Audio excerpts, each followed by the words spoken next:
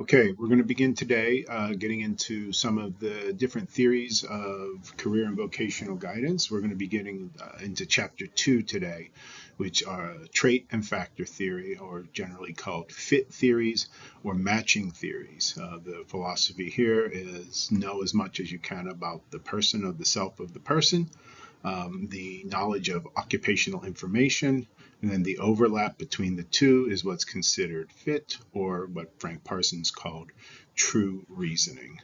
Um, where we're going to go from here for the rest of the semester, just a little bit of an overview. We're going to spend the first 4 weeks on trait and factor theories. That would have been the initial theories of career development. From there, we're going to go into about the 1950s, into the second half of the 20th century, into the developmental theories. That is going to look at how we think about work and, by extension, education, and all the different life roles we play throughout the lifespan, from birth all the way through retirement and preparation for death. And then in the end of the semester, we'll be looking at what are called special focus theories. Those are going to be things like narrative, fourth wave approaches, chaos theory, and some pretty sophisticated cognitive development models that get into the neurology about how we store information and make decisions.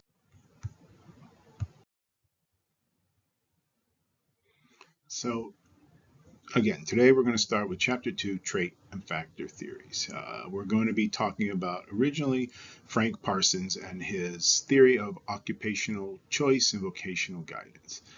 The reason we're going to spend a fair amount of time on Frank Parsons as we get started, you've already watched the video, but we'll get into his life and his work and legacy a little bit more deeply. You take a look at the image here, what we have is this idea of you, insight, knowledge about the self.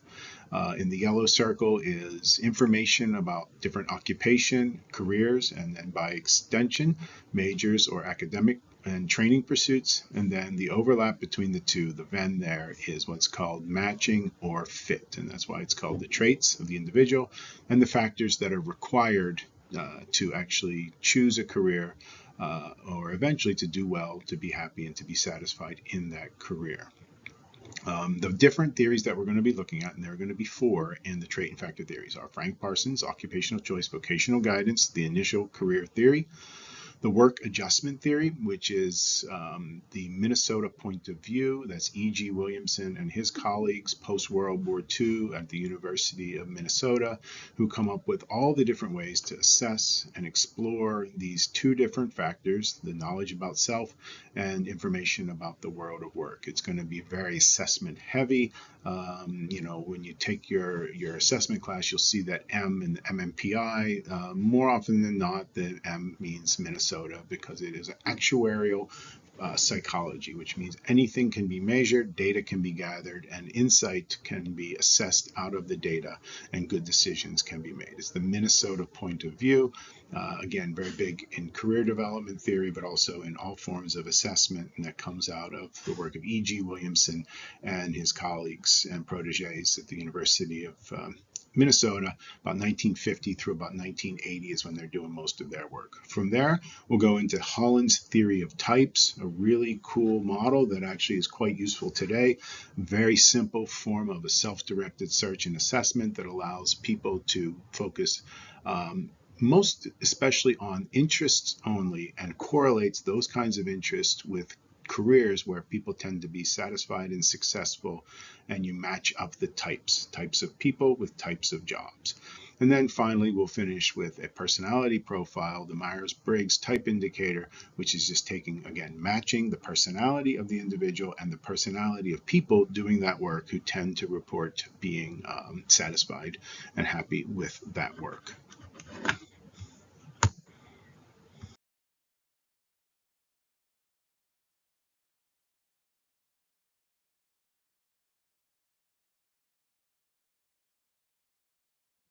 So the interesting thing, if you notice or know anything about the labor movement, that we're talking about Frank Parsons, late 19th, early 20th century.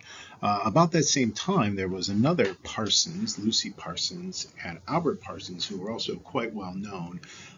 but for different reasons, but in a similar milieu, and that was the world of work. Frank and Lucy Parsons are intricate members of the radical anarchist movement and the labor movement taking place in the late 1800s, early 1900s also. So Frank Parsons is seeing some of these trends going on with regard to the great economic collapse after the Gilded Age in the late 1800s, the recession and depression that came after that, and the way in which workers were being exploited. Those that were actually doing the work, the industrial workers of the world, the Wobblies and anarchist labor movements that had come over from Europe and had begun to spread from the east coast of the United States over into the Chicago area as industrialization and mechanizations were happening and workers were being exploited. There was a radical group of folks who were really fighting against the corporate greed and the way in which workers were being exploited. You have to remember, just as Frank Parsons is understanding and indicating the significance of the way in which capitalist interests are continuously and intentionally exploiting workers, that those in the labor movement, Lucy and Frank Parsons, leaders of that, people, Big Bill Hayward, Joe Hill, Eugene Debs was a politician that people may recognize from that time, were also pointing out. And there were labor wars going on that were pretty intense. People like the Rockefellers and the Vanderbilts actually had their own militia that would come in to break up strikes. They were quite violent. A lot of people were killed. And usually the radical leaders, including Albert Parsons, was in prison for quite some time and was part of the Haymarket incident in Chicago, where a lot of people believe some of the labor activists were set up in a violent act and then were convicted and eventually hanged for treasonous behaviors, not necessarily against the government, but against capitalist interests, the Haymarket incident. That's a pretty seminal act. This movement basically almost upends what we know as modern capitalist movement in the early 20th century. It was a quite radical group of people who had a lot of support from the working class as they were aware of the ways in which they were being exploited. It's an important time. By about 1917, there's an incident out in Arizona where there are some strikes where the strikers are rounded up by the actual by a militia, the deputized people representing the state government of Arizona, and taken and basically left for dead on a train outside into what is now New Mexico. This movement and moment is the end of that radical labor movement in the United States because of the ways in which they were being pitched as being treasonous and not supporting the World War I effort. So you start to see the labor movement starting to lose its steam around 1917.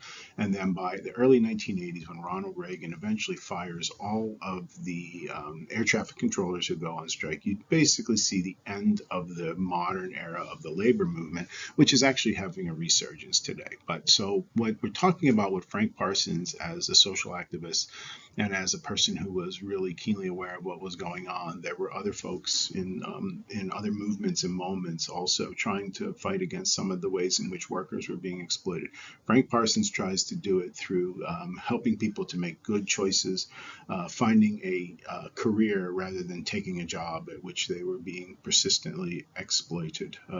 But again, not many people know about Lucy and Albert Parsons or about the radical labor movement in the early part of the 20th century, late part of the 19th century, and how profound and important part of our history it actually is, that speaks to some of the really, truly atrocities that took place in the early parts of the industrial age in the United States.